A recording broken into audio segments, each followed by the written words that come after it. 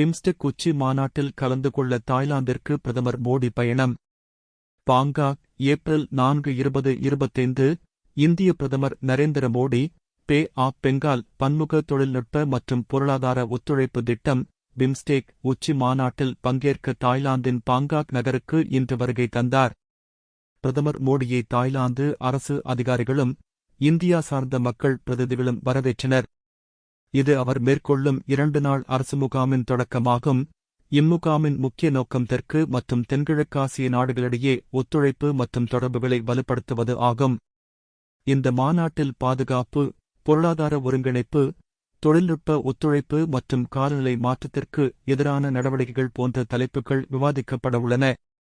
இதில் பங்கேற்கும் உறுப்பினர் நாடுகள் பங்களாதேஷ், பூடான், இந்தியா, மியான்மர், நேபாளம், இலங்கை மற்றும் தாய்லாந்து ஆகியவையாகும்.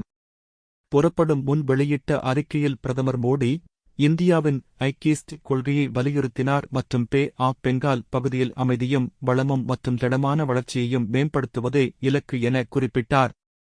இந்நிலையில் அவர் மாநாட்டில் பங்கேற்கும் பிற நாடுகளின் தலைவர்களுடன் இருதரப்பு சந்திப்புகளும் நடத்தவுள்ளார்.